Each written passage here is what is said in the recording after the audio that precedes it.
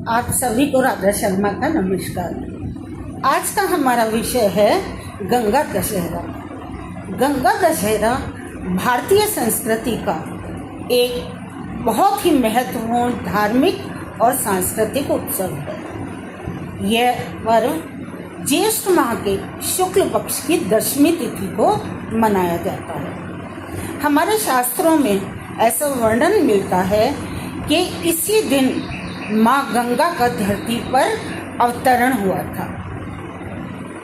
इस पर्व के माध्यम से गंगा नदी की पवित्रता, महानता और विशालता का स्मरण किया जाता है तथा इस दिन श्रद्धालु लोग जल की महत्ता और पवित्रता को मानकर जल की, गंगा नदी की, गंगा के जल की पूजा अर्चना करते हैं और दान आदि करते हैं।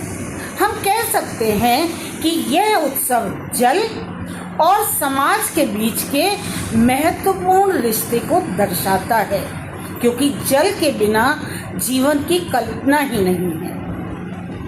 हमारे शास्त्रों में एक जगह वर्णन है कि गंगायाम पवित्रम परमम पवित्रम पाप मुक्ति प्रदायिनी, अर्थात गंगा का जल केवल शुद्ध या पवित्र ही नहीं होता, बल्कि यह पापों का नाश भी करता है, पापों से मुक्ति देने वाला भी होता है। इसीलिए गंगा के अवतरण दिवस के अवसर पर लोग गंगा के किनारे या जहाँ गंगा नहीं है, इतनी दूर नहीं जा सकते, तो किसी भी नदी के किनारे जल की, गंगा मानकर जल की पूजा अर्चना करते हैं और दान आदि करते हैं।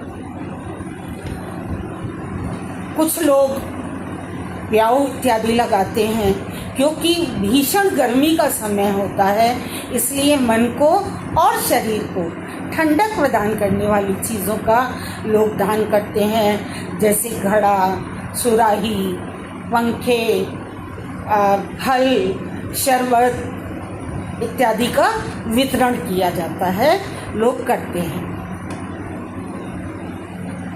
तो गंगा दशहरे वाले दिन हम सभी पूजा अर्चना भी करते हैं, स्नान भी करते हैं, माँ गंगा के प्रति अपनी श्रद्धा समर्पित करते हैं। लेकिन माँ गंगा की पूजा अर्चना के साथ साथ इस दिन हम लोगों को यह भी संकल्प लेना चाहिए कि हम हर तरह से जल का संरक्षण करेंगे, जल को बर्बाद नहीं होने देंगे और जल को अपवित्र नहीं करेंगे, क्योंकि जल है तो कल है, जल है तो जीवन है। जल की महत्ता से हम इनकार नहीं कर सकते हैं। जल हम सभी के लिए कितना महत्वपूर्ण है, जल के बिना जीवन की कल्पना भी नहीं है।